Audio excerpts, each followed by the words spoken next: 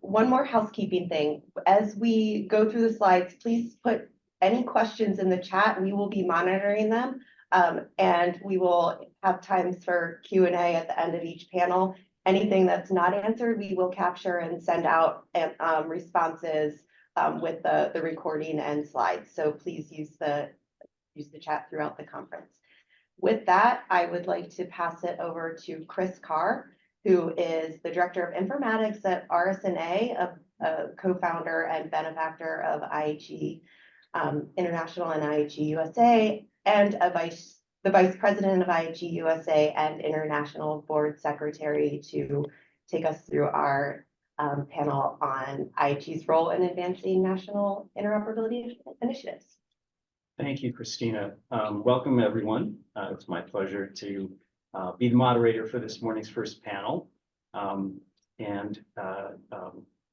look forward to introducing our speakers and also just kind of the outline of our panel session. So why are we here? We're going to talk to some leaders in health IT and interoperability about what they're up to. Part of that will include their use of IHE's technical specification and testing services. I'm going to give you a little bit of information about how you can get engaged in IHE. And if we go fast, we'll have time for some questions at the end.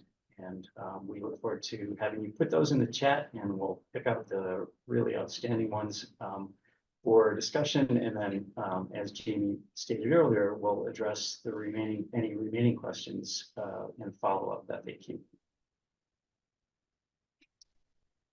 So, very quick and high-level overview. What is IHE? Well, it's a standards development organization that's composed of several affiliated organizations. Its mission is just to use standards to improve the way health IT systems produce and share data. That's the gist of it. You can get the more formal language on our website if you're interested. And we do that by developing implementation guides. So we call them IHE profiles. And they are standards that are based on standards. So standards like HL7, HL7 Fire, DICOM, W3C, which are put together to address specific use cases. And then we also provide testing of those specifications for implementations. So, and that's why we're here today at an IHE Connect-a-thon. IHE was founded in 1997 by HIMSS and RSNA. We started testing in 1999, so this is our 25th year of continuous Connect-a-thon testing. And in that time, Connect-a-thons have been held, by my count, in 16 countries around the world.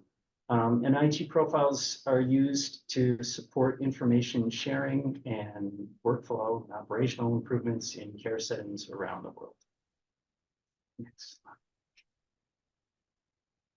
Who doesn't love a good org chart? Well, so the point of this is just to show that IHE convenes groups to do really two branches of activities, which I've already outlined. What we call domain development activities, which is really the standards development part of IHE, developing technical specifications. And those are organized by domain of expertise. So devices, IT infrastructure, radiology, radiation oncology, pathology, and laboratory medicine, pharmacy, quality research, public health, patient care coordination. I think that's all the active ones currently. They've published technical specifications that are then tested by regional, local testing groups. We call them national deployment committees. Some of them are organized into regional committees, so IHE Europe and IHE North America. They conduct testing activities, including Connect-a-thons, and their work is overseen and facilitated by another organization, IHE Catalyst, which really kind of coalesces the technical and operational resources for testing of IHE.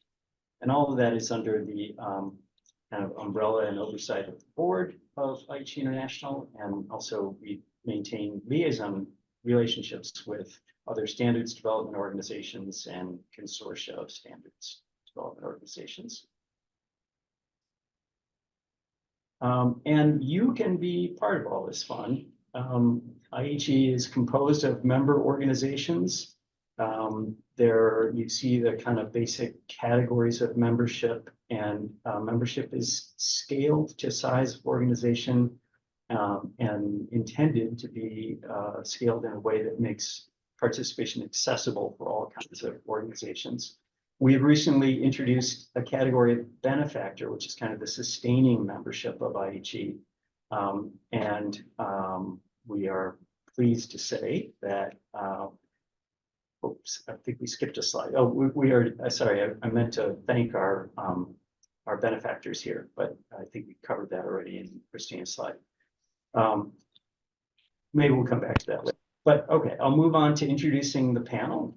So we would like to first welcome colleagues from Canada Health Infoway, Abhi Kalra and Alana Cameron, who will talk about Canada Health Infoway's activities and their engagement with IHE. So Abhi and Alana, can I turn it over to you? Thank you, Chris, and good morning. This is an amazing cohort. You know, if you look at around the folks on this call, we're all trying to advance what I would call the connected care or interoperability, you know, both nationally as well as globally. So I'm pleased to be presenting the progress, you know, that we're making, you know, within the Canadian region. So Canada Health Infoway has been hosting the IHE Canada constituency, you know, for over a decade now, and we firmly believe in the capabilities of the IHE's product, as well as, you know, the infrastructure and the testing work, you know, that has been underway, you know, for many years to advance interoperability. We have been significantly leveraging those capabilities and also the profiles, you know, for various work that we're doing, you know, within the Canadian region. So if you go to the next slide, I want to just kick it off because I know we have limited time and I want to make sure that we get through our content.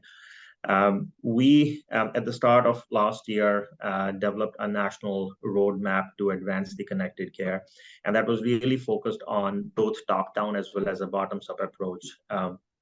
Top-down approach to really align with all our provincial and territorial stakeholders in terms of advancing the access to the personal health record, as well as the exchange of health record across the various healthcare providers. My slide is frozen. I'll just pause and see, you know, can you see the next slide? Actually, whoever is driving, can you go back to the previous slide? Yeah, perfect. Okay, now I can see that. So really 4 top-down goals, you know, that all our 13 provinces and territories aligned on, and I'll just quickly go through that. First and foremost, really addressing the portability and the liberation of data, you know, which is sitting within the various point of service systems, because that's really foundational in terms of achieving the true connected care goals. Second is making sure that our healthcare providers do have access to the patient health record at the point of care. And as you all know, the patient health data sits in various fragmented sources. So the approach is to really, how do we connect those sources and make that data interoperable so that, you know, the healthcare providers can provide the quality care at the point of care. Third, fundamental and foundational from a citizen's access to their health record standpoint, how do we use a multi-channel approach to ensure that, you know, our citizens have access to their health record?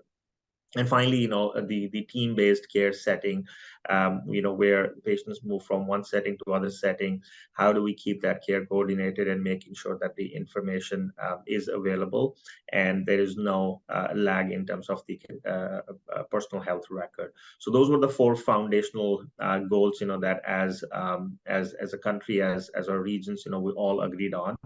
And then underlying it, if we go to the next slide,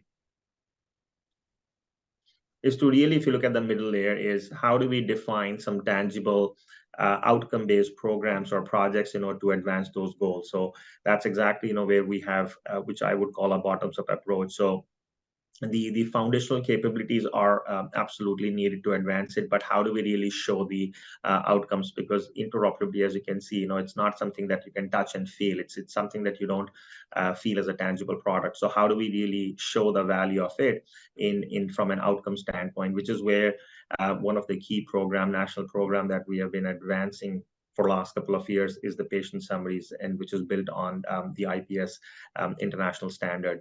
And that has really picked up momentum in the last, I would say, year or so. More and more jurisdictions and regions are starting to realize the benefit of why this is helpful from a transitions of care, from a continuity of care, while making sure that the international standard is being used.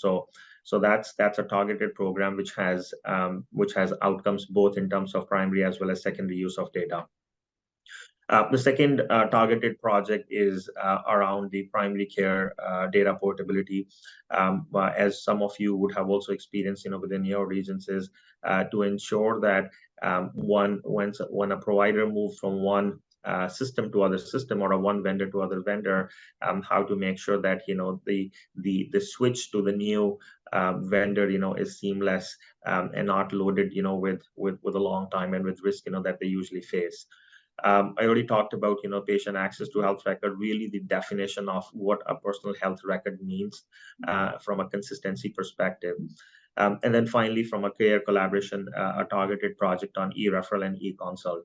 Now, each one of those, Alana is going to actually cover some of these, relies heavily on leveraging the great work that IHE team has been doing in terms of the profiles, or also making the infrastructure available for the vendors to come and actually test as they do the development in these areas.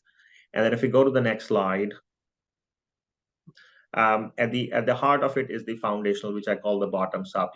This is the bottoms up foundational work, capability work that needs to be done, within each of the jurisdictional infrastructure. And instead of going through all the building blocks, I'll say the three big categories being the data foundation and portability, which is where the clear definition of what is a pan-Canadian health data model look like.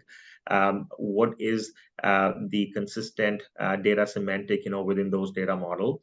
And then the second category is the access and exchange framework. So this is where the targeted reference architectures, which really support the access and exchange of information, while looking at some of the foundational capabilities like provider directories, the healthcare directories, the consistent uses of access protocols. Those are well defined, and try to create that blueprint, that our stakeholders could actually use and leverage.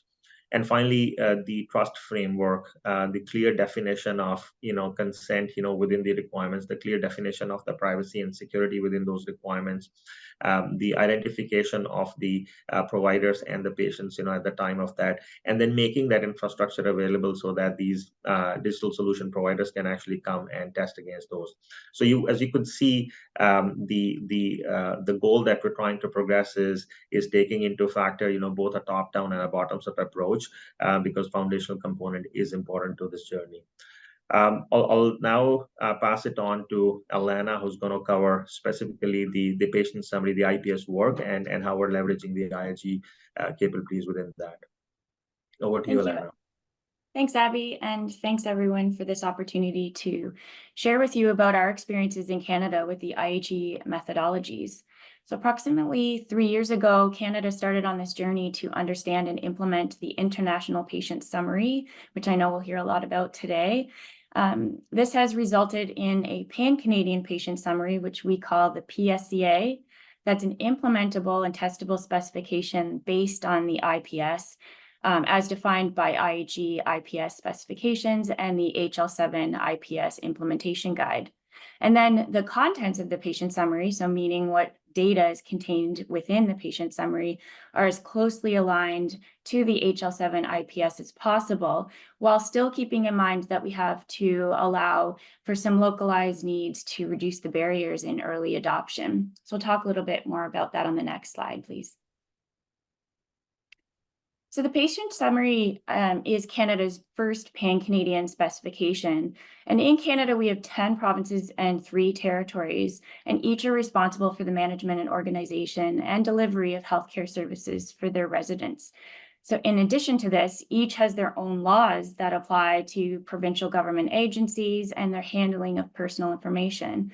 So really what this means is that sometimes there may be localized needs when implementing a national standard that's based on an international standard. So for example, one jurisdiction may define a different level of restrictions on the collection, use of data that's contained within the patient summary.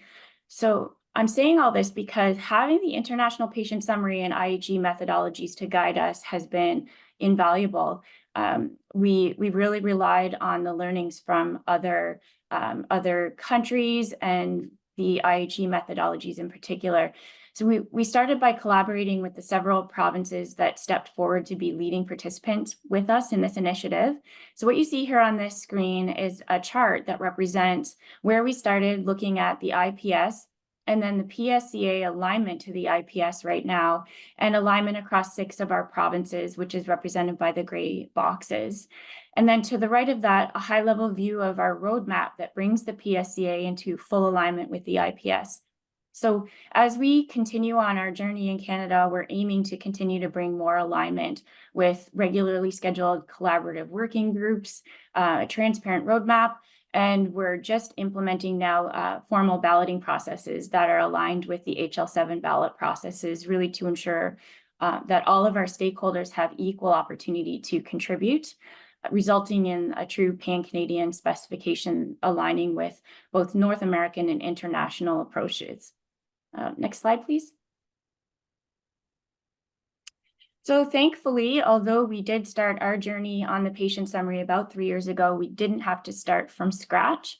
We leveraged the IHE international processes as our guide. And to solve for interoperability challenges, it's really important to have solid methodologies in place and make sure that we engage with all of our key stakeholders. So you can see here on this slide is that we have represented these processes in 4 key concepts. Firstly, starting to define the business definition and engaging with clinical, technical, and jurisdictional experts to align on the use cases and the business requirements that we're aiming to solve. And then secondly, translating those business needs into an implementation guide, which defines the standards and technical guidance. And then moving along to the third, allowing the vendors to consume that information and have sufficient time to implement the specifications into their solutions. And fourthly, also allowing the vendors then the opportunity to come together to test their solutions, learn from each other, and share ideas, which is exactly what's happening here at this event. And I think we're going to see that demonstrated a little bit later today in the virtual tour. So next slide, please. I'm not going to spend too much time here, but really this is just giving a visual of the previous slide, showing the products coming to life based on the IHE methodologies and the technical approaches. So as we touched on, we started with the collaboration with all of the stakeholders to develop the business definition that then flowed into the translation of the standards and into the implementation guide and specifications, which support the vendors in their development. Ultimately coming to these types of testing events, allowing for the validation of vendor solutions and ultimately confirming their readiness for jurisdictional implementations. Next slide, please. So over the past couple of years, Canada Health InfoWay, with the support of IHE Catalyst and using the IHE Gazelle platform, we've hosted 2 projectathons that focused on the Pan-Canadian Patient Summary. And for many of our vendors in Canada, this was their very first experience with this type of testing event. And so in preparation, we developed training materials and we hosted webinars to ensure successful events. And it was really exciting to experience these events and to learn from all of our fellow colleagues, both within Canada and those people that were able to join from the US and also elsewhere. So similar today, we also hosted a day of virtual sessions to help the broader community understand the purpose of the event, to respond to any questions and share the vision for interoperability in Canada. And really out of these types of events, what we're aiming to be able to do for the vendors is to provide a single conformance event that demonstrates and accelerates their ability to implement and show their readiness to implement across Canada and even across international borders, allowing them to have a single code base for their implementations and enabling them to demonstrate market leadership with published results out of the testing event. And also having the opportunity to provide valuable feedback for continuous improvement. So I will just mention that out of our projectathons, we have published a final report that does show the outcomes from the vendor testing, and the link for that is provided in this deck, which you'll have access to after today's presentation. Next slide, please. So I'd like to finish with this slide, just putting our focus on the why, and why are we here and why we need to continue this great work together to solve for interoperability challenges through collaboration and innovation. So as you can see on this slide, I'm not going to go through all of these, but there's a number of use cases that represent the challenges faced in the real life experiences of people. And with the IPS-aligned PSCA, our aim is to support patients and healthcare providers with the information that they need when they need it, resulting in connected care. So we really look forward to continued collaboration with North American and international communities to provide solutions to these healthcare challenges that we're all faced with. So thank you very much for allowing us to share our Canadian experience with you today. Thank you, Alana, and thank you, Avi, for those excellent presentations.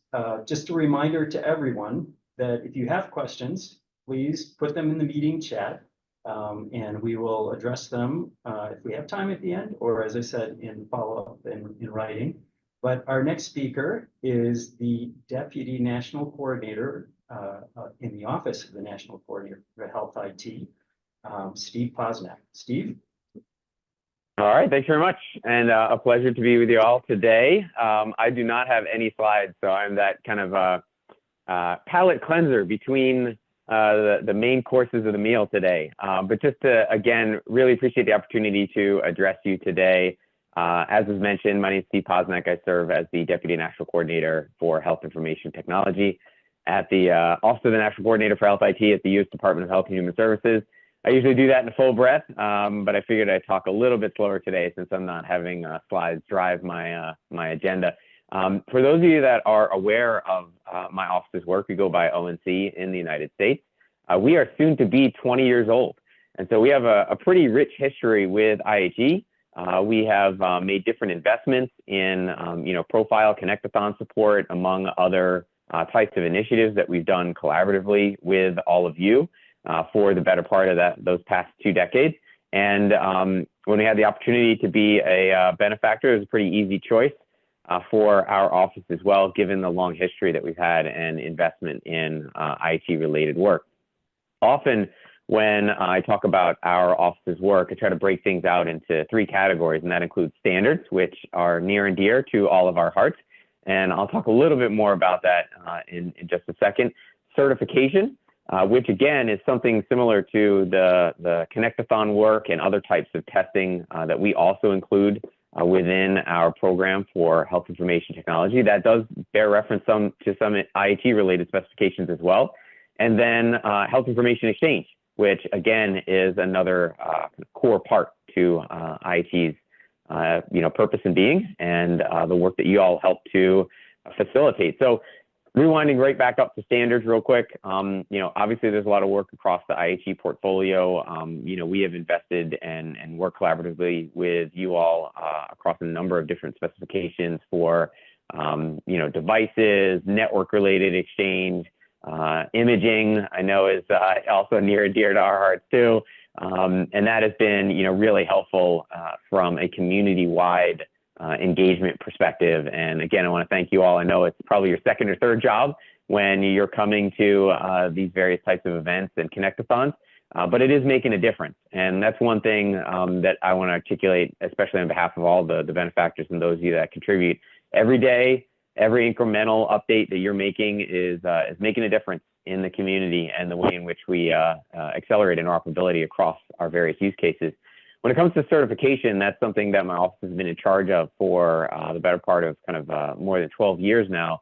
And we include, largely focused on electronic health record technology, but it also has included certain network exchange capacity. And, we've had reference to IHE related testing. I know Gazelle was referenced earlier. My colleague Dee from the United States is going to be talking next, and I don't want to steal too much of her thunder. So I won't, dwell too much on some of those specific testing technologies, but this has been a real area where, as many of you know, going through the testing process, really, where the rubber hits the road, understanding the specifications, making sure that they're working correctly, including that feedback loop right back in to make them better is really an invaluable and intangible aspect of the work that we do together.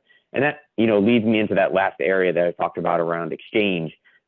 Since we had a law passed in the United States, recognizing that not all of you are from the U.S., that was passed right at the end of 2016 called the 21st Century Cures Act. And it really stimulated and accelerated our work for what we call the Trusted Exchange Framework and Common Agreement. So the TEFCA, a nationwide network of network approach, and includes a bunch of kind of policy related aspects and issues and topics, as well as technical related dynamics too. And so, the infrastructure that's been put in place in the United States is largely dependent on IHE-based exchange from a SOAP perspective, but is also, recognizing the FHIR and other specification related work that you all have done too. And so as we look at that transition over time, our best hope and investment over the course with IHE is that you all will continue to be a major player in the work that's underway.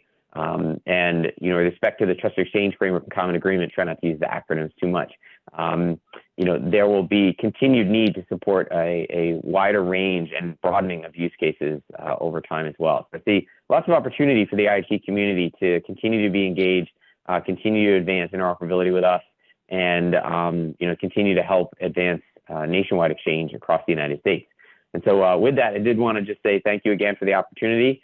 We do collaborate with our Canadian colleagues to the north, who just presented a great presentation on some of the work that they're up to, and with all of you globally. So with that, I will I guess turn it over to Chris again, but I see Dee Dee's on as well, so I will let you all continue the show.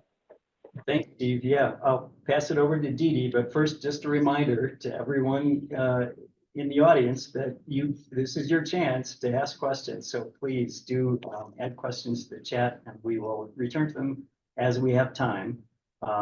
Dee Dee, can I just turn it over to you? Dee Dee Davis, the Vice President for Informatics, Conformance and Interoperability at the Sequoia Project. Thank you. And thank you everyone for coming together today, and Steve for connecting some of the dots. You're going to make my job easy on the slides. So the slides will be a leave behind for you to have some of that in addition to what he pointed out. Next slide, please. You can go right through this one. These are going to be leave behind, so you know how to contact me. I want to really cover just a tiny bit real quickly about Sequoia, our experience in operationalizing a framework that now is also a second product line of ours, where we're helping support ONC and that trusted exchange framework and common agreement. So there it's spelled out, and that acronym TEFCA for you. We are the recognized coordinating entity. I'm very happy to say not only have we worked with Steve Posnack and his team for the last, well, now 5 years and continuing, but prior to that, I think, Steve, I've known you since you've been at ONC. So a little bit about those things. Next slide. Sequoia, our mission is a non-for-profit, really to bring secure, interoperable healthcare for the public good. So this has been our mission and vision, and we have been, next slide, been around since 2012. So we were formed in April of 2012. And I can say I've been here 11 of those years. Over the years, the things I'm going to point out is we were not originally Sequoia Project. We rebranded to that name in 2018, where we split off into 3 separate companies. Our corporate structure was the eHealth Exchange, the Care Quality Initiative, and Sequoia. So we split off at that point. We were chosen in 2019 as the recognized coordinating entity, and we started a whole initiative called Information Interoperability Matters, with the first work group of information blocking there. And you'll see in 2020 to 22, we started launching several new work groups. I've been leading as the executive lead for data usability, but we're really trying to tackle all those really tangling messes, consumer voices, making consumers are educated on one side, but also at the table to make decisions. And we're happy that we were just renewed with ONC as the RCE in 2023. Next slide. We do very much base all of the interoperability that we've had a success with on the IHE framework for interoperability. And again, you've already heard from that. So next slide. I'm happy to say we also conduct testing. Right now, we have operationalized 8 different testing programs using what we have coined the Sequoia Interoperability Testing Platform, or ITP, another acronym. We're good at that. Really, what we've done is we've pulled a lot of open source tooling from IHE. IHE Catalyst is our partner since 2017, the National Institute of Standards and Technology, NIST, and most recently, we've been working with MITRE, which helps perform a lot of the fire testing that's used in the certification testing that ONC sponsors today. So we're bringing all these Lego blocks together to actually support all the different testing programs that we do today, which include transport, security, and content. Next slide. Care Quality was an initiative we launched in 2014. If you go to the next slide. And it's really kind of the precursor to TEFCA. And TEFCA was very much modeled on some of what Care Quality started with, but it's expanded. It's much more robust in terms of a government endorsed framework. So Care Quality does exist. It's been in operation since 2014. First production exchange was in 2016. Next slide. And today there are 36 networks. Everything on the top part of this circular graphic that you see are live networks. So there are 36 live. And then there are some like Commonwealth, which have multiple vendors underneath them. SureScripts, you'll see MedAllies, No2, those actually have other networks underneath them. All of these are live. The ones in gray underneath are the ones that have signed the Care Quality Connected Agreement and are in process of onboarding. There are over 600 million clinical documents exchanged every single month on this network. And that's about 7 billion per year. So you'll see the stats for the connected hospitals and clinics. And in my estimation, this is just going to continue getting bigger. Now, you'll start seeing in a few moments that some of these networks are also looking to become qualified health information networks, which are listed under TEFCA. Next slide. So this is what Care Quality is focused on. Imaging is one of those things we've been working with RSNA for quite some time. We're hoping to operationalize that. We've got the first 2 vendors who are about to be going live sometime this year. We don't have exact dates because they're in process of operationalizing it to roll out to their customers. Next slide. So TEFCA, Trusted Exchange Framework and Common Agreement, that government endorsed. So Care Quality, again, was kind of public-private industry coming together. Now this is ONC's version, and it's going to be tied to regulations in many cases. Next slide. 21st Century Cures Act, that was already mentioned by Steve. Go to the next slide.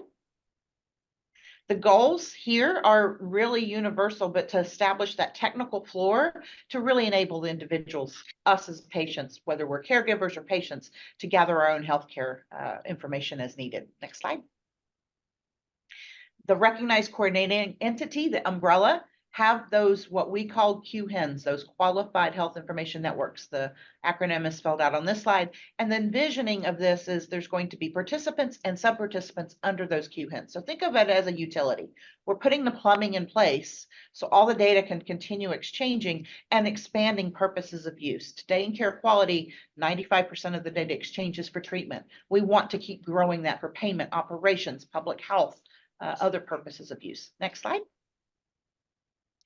These are the government documents that are part of that framework. The one in the middle, the QHIN technical framework, if you go to the next slide, actually spells out the technical requirements for 2 overall workflows: query, retrieve of information. So querying, retrieving of information as you need it. The IHE, IT infrastructure transactions are there if you want to get technical. If you go to the next slide, we also have in that framework definitions with the technical requirements spelled out for message delivery or that push of information. And there's the detail of the workflow there. Next slide. These are the first 7 QHINs that have been accepted as of February 20th. There's others in the application process, but these are the designated QHINs at this point. Just to reemphasize, The testing that we did to do conformance for these 7 were all using these same IHE tools that are components being used in the other room. Next slide. So we're looking at the future. We already mentioned fire. Steve had talked about that with the QTF, that Qualified Technology Framework, the QHIN Technical Framework. The fire components have been put out in version 2. That public comment just closed, and we're pulling those comments together to release a new one, hopefully to not only expand the scope beyond the treatment, but also having the ability to have multiple stakeholders participate across multiple QHINs, because right now you pick one. Next slide. These are where you can get some more information. They're monthly webinars. There's the healthit.gov website, as well as the RC Sequoia website. And with that, I think that's the last slide I have. I'll turn it back over to you, Chris. Excellent. Thank you, Dee Dee. I will just remind everyone again, I've started putting questions in the chat, but this is your opportunity to do the same, and they will be better than mine. So please don't be shy. I will like to introduce our next speaker, Lapo Bertini, who is a director for interoperability at Daedalus, Italy, and also a member of the IHE Catalyst Board, as well as the treasurer of the IHE National Board. So Lapo, over to you. Yes, thank you very much, and welcome everybody. I'm so happy to be here, although virtually. Miss my way opportunity to be in Chicago today. So, but you had a lot of the IHE Catalyst being mentioned by other speakers. So I'd like to introduce to you a bit more of what we are focusing on and why this is important for the community. Can you go to the next slide, please? So just a bit of background. I'm not gonna, be tedious about this, but IHE Catalyst is a not-for-profit IHE operational entity, which has the goal of serving the IHE community and contributing to expand the IHE ecosystem. And has been created in 2021 by IHE USA and IHE Europe, coming together, looking at the common problems, the common goals that both the sides of the pond have, and decided to pull all resources together to build something that is cohesive and moves forward the agenda of IHE as a whole. And IHE Catalyst has been providing this not just from 2021, it's just been providing this for the last 10, 15 years to various actors, including the IHE connectathons worldwide, by providing technical support. Subject matter experts for building the interoperability specifications and testing tools, implementations, and development for the entire IHE community.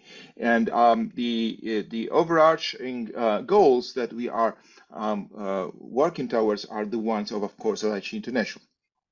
Next slide, please. So here, I'm introducing this concept of IHE testing continuum, where you have a lot of actors moving around in the testing space, all of which are working with IHE and IHE Catalyst specifically to work on testing. So testing is becoming more and more relevant. 20 years ago, it would probably be sufficient to have a good specifications, and then vendors will implement them, and hopefully everything will work out.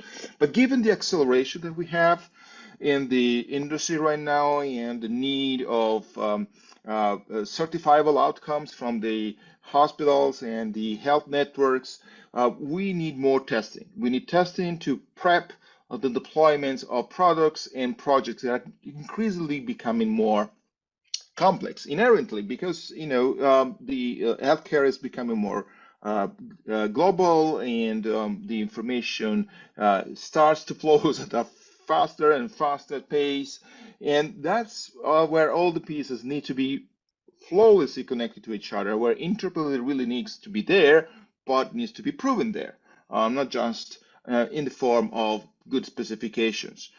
So that's where the IHE Connectathon comes into play, and where IHE Connectathons work with projectathons, with IHE support around the world to produce more quality in deployments, more quality, more certifiable approaches to the project deployments. But we also have a lot of actors that are providing pilots and references implementation, like HL7 Fire Connectathon or IHE Plug-a-thon, where you have to play with tools before you get into something more structured. Maybe you don't even have a product at that point, or you have ideas. Then you have to play with all those ideas in interoperability to also capture that kind of element, and then transition that to the other portion of the testing continuum.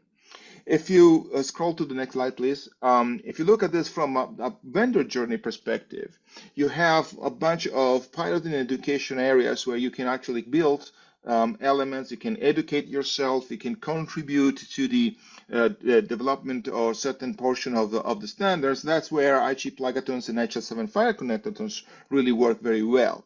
But then you go into the more structure when you need to start, okay, I have a product, I need to really test this product. And I really need to look at this product from, is it market ready? From an interoperability perspective, of course. I'm not talking about product capabilities here at all, but we're talking about how is this going to connect with others? Is that everything is working flawlessly? Can I anticipate any problems that I'm going to find in deployments? And this is true both for the vendors, but also for the users, because the users really want to have you do want to achieve a very good deployment with less cost and with less risk and with timelines that make sense. And then there are projects, like, and you heard the word term projectathon, and kind of come back to the projectathon in a few slides, and where you have projects really adapting the connectathon methodology to their own needs, right? So because they have their own portional specifications, they have adapt IHE specification, and so on and so forth. And everything is connected to some extent by a same approach and a vendor journey that leads from building blocks to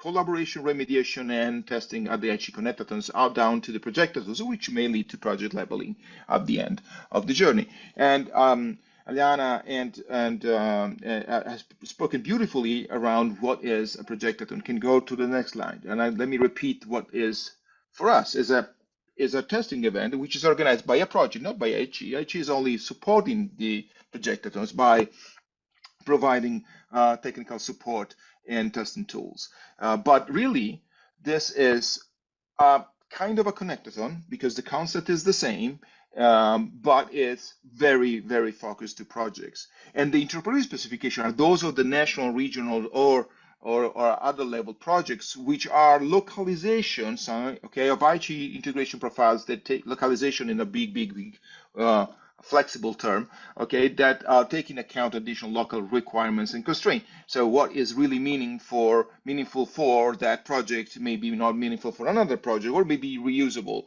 but it's in a more context of a project. And projectathon usually incorporate multi-actors and multi-transaction sequences that map real-life health information exchange peculiar to a project. So what is really achieving, what is the agenda for that project, for that region, for the nation, really is peculiar to that project. And then we need to look at that element. And of course, projectathons, because our catalyst is behind many of these projectathons, they use and build and expand on the same testing tool of the one using IHE connectathons, and that reusing that methodology, which is at the end of the day a win-win situation where we have the tools that are improved over time and reuse, but the vendors and the community at large really relies on the same testing tools and the same methodology in the same process, so that there is no surprises. Everything is really clear, and everybody really can work towards the goal of making the products better and the projects more fast to deploy and more on time.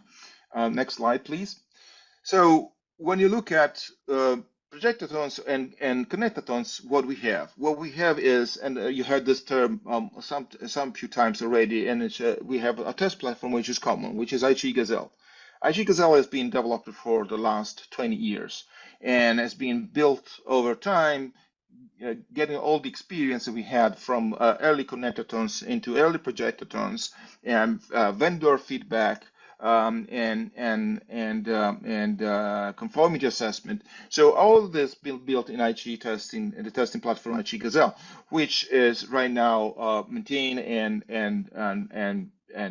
developed by IHE Catalyst with the partners of IHE Catalyst and IHE, NIST, Maitre, and others, in Caravel and others, so that this is, we have every single project on every single new development, every single new connectaton, every single of the steps really builds on top of the others without reinventing the wheel every single time. We don't have the time to reinvent the wheel. We want to really be a community that helps other communities to really move forward their own agenda. And that's why when it comes to testing, which is such an integral part right now of the overall scenarios in our industry, it really is important that we not building from zero every single time.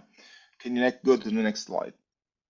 So just to give a sense of the scale here, I just picked up a few of the projectatons in which IHE Catalyst has been supportive in the last 2 years. As has been mentioned, IHE Catalyst has been around for more than these last 2 years. So I wanted to have a slide that could be readable, as opposed to have layers of text that nobody can read.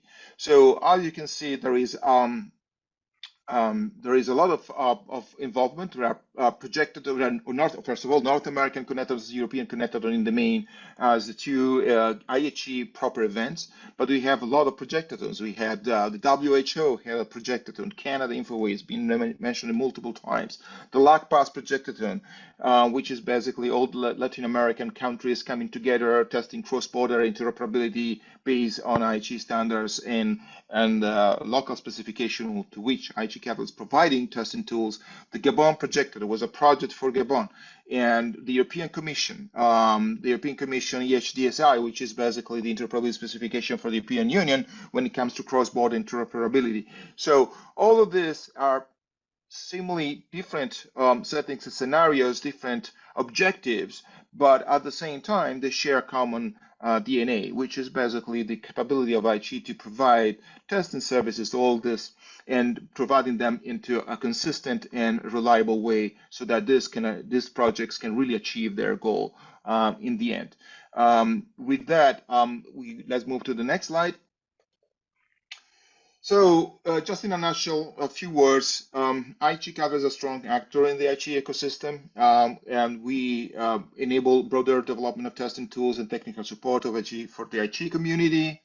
We have focusing especially on operational aspects, because that's where this project really needs fast reaction, fast adaptation of the tools to their needs. But we are fully aligned to the IHE overarching strategy set forward by IHE International. We support and align both the connectatons and projectatons in planning, tooling, and technical operation at global scale. What I didn't mention here is, we have China, we have Japan, we have other operations that are not in that list there that are also on our horizon. We contribute to IHE USA and IHE Europe activities, as they are our founding member and the owners of the two largest connectatons. And we drive the investment for the IHE Gazelle testing platform and testing tool together with such contributors like Caravel, NIST, Ardecor, Maitre, Inferno, and others, which are really our friends that are working with us in pushing this forward for the global good. And with that, next slide, I conclude my presentation, and over to you, Chris. Thank you so much, Lapo, and thanks to all our panel speakers. So I seeded our chat with a few questions, but I'm going to skip those because one of our participants and a longtime friend, Todd Cooper, put what I think is an excellent question in here around conformity assessment. So I'm going to ask just quickly, starting from the top. So Abhi and Alana, if you want to take this first, If you could comment on the current state of conformity assessment, in health IT, and the needs, opportunities, and challenges that you deal with in this area. Avi, I see you turned your video on, which I guess I should do too, but can I let you take that one? Sure. I think within the Canada region, each one of our 13 provinces and territories, they currently have their own, what I would call a EMR certification program. But then the shift is actually more towards a national conformance and compliance certification, and we demonstrated that with patient summary. More and more jurisdictions do not want to take on individual capabilities and investments, to test these common standards. So they are looking at one central team, which is where I think Info as an organization, as an agency, we've demonstrated, with the projectathons over the last 2 years to ramp up our capabilities significantly in terms of establishing that a testing or sandbox environment, but also what I would call a certification infrastructure, so that the solution providers do not have to test and certify their products and functionalities 13 different times, rather than do this one single time. So there is a tremendous amount of work underway right now to establish that what I would call a national testing infrastructure and sandbox infrastructure. Thanks, Avi. Steve, can I ask you to comment on that as well? Yeah, absolutely. And I'll try to be real brief. So we have obviously conformity assessment as part of our certification program for health IT, but there's a broader market ecosystem, as has been described already, where this is really going to fit in. And I think the one thing, perhaps to leave people with and to think about more, that I don't want to say keeps me up, but keeps me motivated, is the pace and rate of change. And so, embedded within your question, Todd, is a bit of how long does it last? And, I think looking for ways as, the standards are updated, networks change, information exchange requirements change in a pretty rapid way, how we continue to maintain the kind of currency, the freshness of that conformity assessment and the seal and its meaning to, purchasers or others that are, going to be stipulating the requirements. That's an ongoing challenge, I think, that we all face. But as we're looking to a more, API and, FHIR-based infrastructure, those things are going to get updated, in a frequent way. And so being able to handle those as part of our conformity assessment approach in general is, I think, a topic for future discussion. Excellent. Thanks, Steve. Dee, do you have any comments on this question?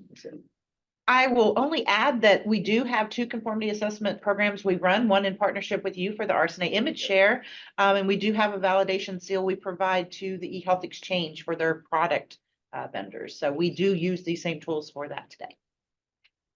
Thank you. With that, I will thank our speakers once again. And as I promised earlier, thank the benefactors, IHE International Benefactor Organizations. Without you, this would not be possible. And I will turn it over to our MCs for the day. So Christina Caraballo will kind of introduce our next panel session. And thanks, everyone. Thank you.